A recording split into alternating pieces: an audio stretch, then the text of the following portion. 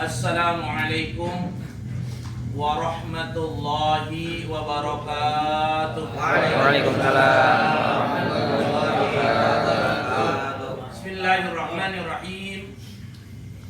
Alhamdulillahi rabbil alamin. La ilaha illallah subhana malikil quddus. La ilaha illallah subhanal azizil jabbar. La ilaha illallah subhana raufur rahim. La ilaha illallah Muhammadur Rasulullah sallallahu alaihi wasallam. Allahumma anta rabbi la ilaha illa anta khalaqtani wa ana 'abduka wa ana 'ala ahdika wa wa'dika mastata'tu. A'udzu bika min syarri ma sana'tu wa a'udzu laka bi ni'matika 'alayya wa abu'u bi dhanbi faghfir li fa innahu la yaghfiru dzunuba illa anta. Saya hormati para asatidah, para guru, Mukarram, Bapak Ustaz Saiman,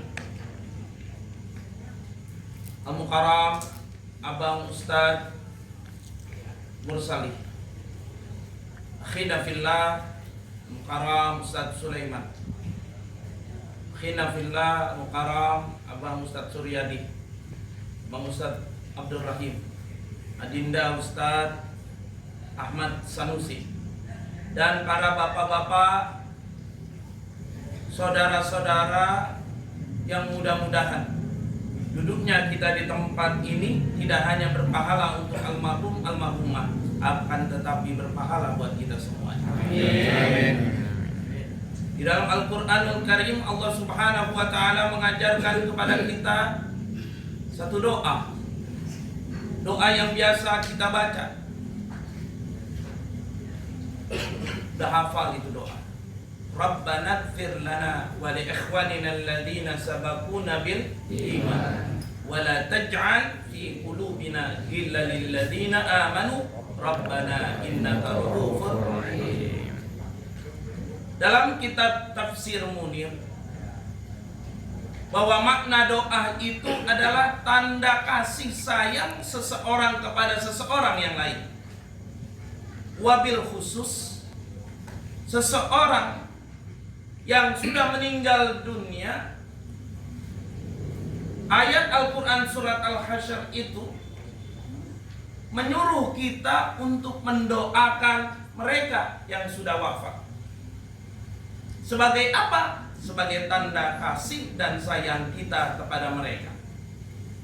Mungkin waktu mereka masih hidup, atau abang kita masih hidup, atau adik kita masih hidup, atau saudara kita masih hidup, atau tetangga kita masih hidup, atau sahabat kita masih hidup, pernah kita salah faham hingga timbul amarah.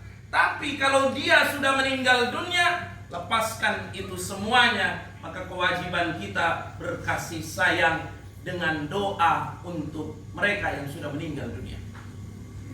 Mungkin kita punya abang, punya adik, punya sahabat, punya keluarga, punya tetangga, punya saudara baik jauh maupun dekat, punya paman, punya mamang, punya om.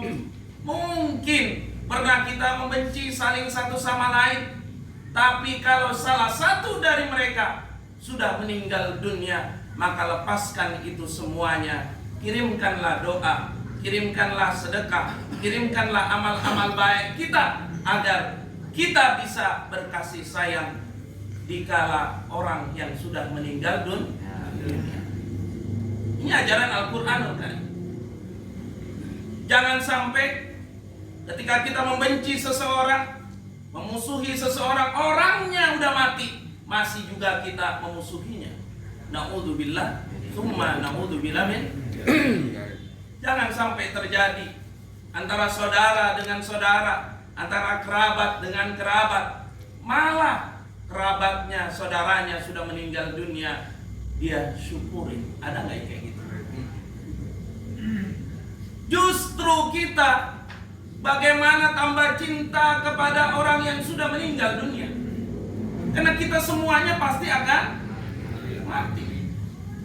Al-Imam Hasan Al-Basri Beliau berfatwa, berpesan kepada murid-muridnya, wahai murid-muridku, engkau mati sendiri, engkau berada di alam kubur sendiri, engkau di hari kebangkitan sendiri, dan engkau mempertanggungjawabkan amalmu sendiri. Kita semua yang duduk di tempat ini, walaupun di dunia beramai-ramai, di dunia punya saudara, punya ibu, punya bapak, punya guru, punya sahabat yang temenin kita, tapi besok kita akan sendiri. Jangan kata sahabat kita, istri yang selalu tidur sama kita satu rumah, satu kasur, ketika kita meninggal dunia, kita sendiri. Ikut apa enggak ya? Enggak bakal ikut. Dompet uang yang kita taruh terus menerus kita bawa-bawa, ikut enggak ya? Enggak ikut. Kita akan sendiri. Di hari kiamat, hari berbangkit, kita sendiri. Maka dalam hadis Rasulullah SAW, riwayat hadis Imam Bukhari, walaupun hadis ini hadis yang dhaif, tapi boleh kita amalkan. Fadail amal. Ada makhluk nanti di hari kiamat yang namanya Huraisi, sejenis kalajengking. Gedenya dari barat sampai timur, tingginya seakan-akan ingin menyentuh awan langit. Gede apa kecil ya? Gede apa kecil? Kompak, gede apa kecil ya? Dia mencari 5 kelompok manusia. Padahal kita udah terseksa dengan adanya hari kiamat, hancur lebur. Kita terpisah dengan ibu bapak kita. Kita terpisah dengan orang yang kita kasih sayangi. Rumah kita hancur. Anak yang kita kasih sayang hancur. Istri hancur. Semuanya hancur lebur. Ketika hari berbangkit, mulai dibangkitkan oleh Allah Subhanahu wa ta'ala pada trompet yang ketiga, kita dibangkitkan. Maka makhluk yang namanya Huraisi ini akan mencari-cari 3 orang.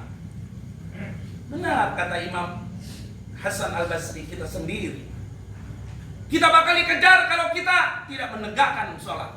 Siapa di sini yang tidak pernah sholat? Jawab sendiri. Besok dicari. Besok dicari sama makhluk yang sejenis kalajengking. Huraisi namanya. Dia akan dicari. Dicari dan siksa. Yang kedua yang sering mabuk. Alhamdulillah di sini nggak ada yang sering mabuk. Alhamdulillah.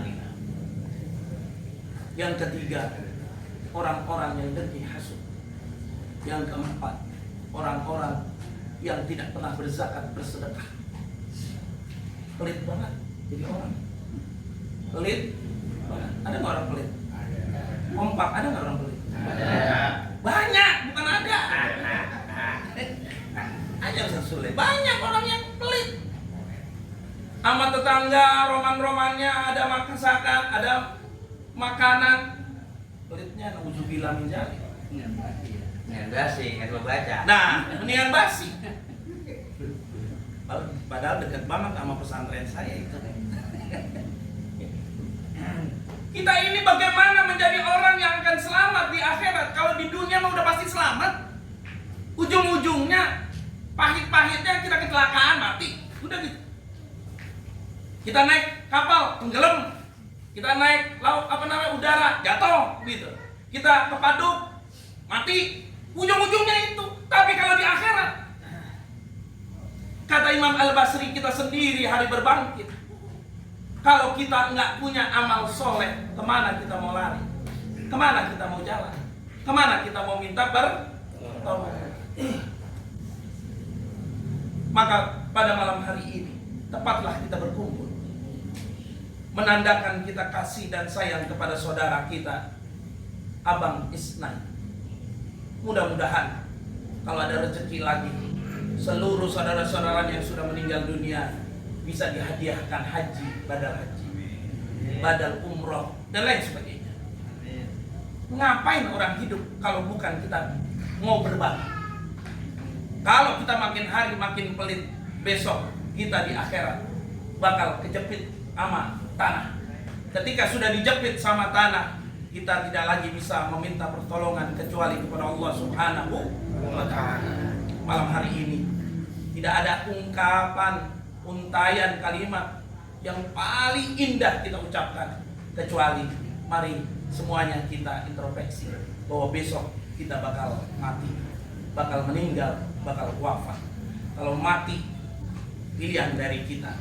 Mau di mana kita mati, pilihan dari kita. Mau sedang apa kita mati, pilihan dari kita. Allah akan menunjukkan orang-orang yang baik, meninggalnya husnul khatimah. Ya Allah biha, ya Allah biha.